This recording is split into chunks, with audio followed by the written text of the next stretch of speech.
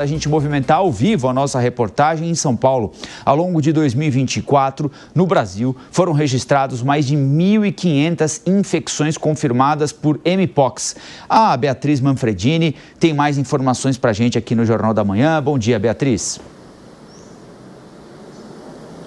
Oi, Colombo. Bom dia para você também, para a Lívia, para todos que nos acompanham aqui no Jornal da Manhã. Pois é, nos primeiros 10 meses deste ano de 2024, de acordo com o Ministério da Saúde, foram registrados no Brasil 1.578 casos de Mpox ou Monkeypox, né? Como também é chamada a doença. Além desses casos que já foram registrados e confirmados, o Ministério da Saúde também ainda contabiliza outros 60 casos prováveis, ou seja, que ainda estão aí em investigação, e 434 casos suspeitos da doença no país. Quando a gente pega, de acordo com a pasta, todos esses casos por estados e por regiões do país, nós temos o Sudeste liderando o ranking de número de registros da doença. A região Sudeste tem 1.269 casos.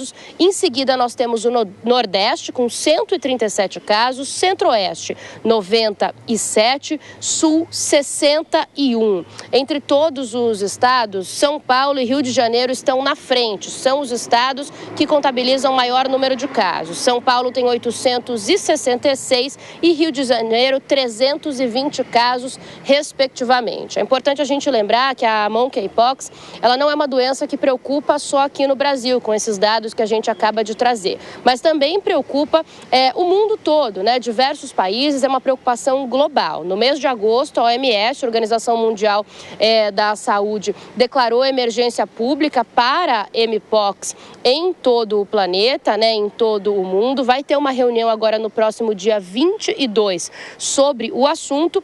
E falando então, de acordo aí com os casos a nível mundial, de acordo com a OMS, entre o dia 1º de janeiro de 2022 até 30 de setembro deste ano, foram quase 110 mil casos confirmados em todo o mundo, além de 236 mortes. Já são 123 países que têm casos registrados da doença até o momento. Colombo. Beatriz, aproveitando, queria que você falasse um pouquinho sobre sarampo. A Organização Mundial da Saúde destacou mais uma vez a relevância da vacina para evitar o avanço da doença, né?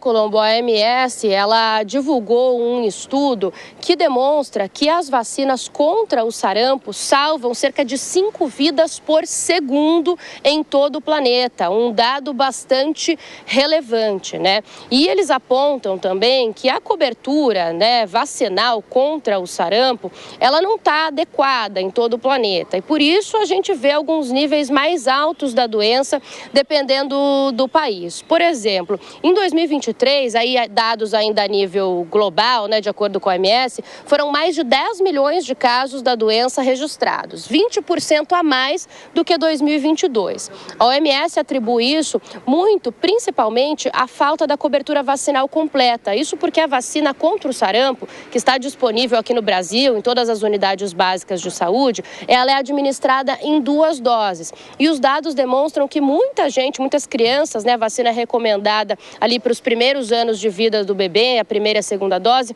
mas muita gente toma a primeira dose e não vai fazer o reforço, não vai completar o esquema vacinal, tomar a segunda dose, o que é essencial para que a proteção seja efetiva. A OMS destaca ainda que o ideal é que os países tenham 95% de cobertura vacinal para a doença, para que a gente não volte a ter casos como esse, como aconteceu aqui no Brasil. O Brasil tinha o status de país livre da doença até 2018, perdeu em 2019 e agora, depois de 5 anos, recentemente, a OMS devolveu esse título de país livre da doença do sarampo aqui para o Brasil, depois que a cobertura vacinal voltou a aumentar. Então, a vacina está diretamente ligada a esses índices de proteção. Colombo.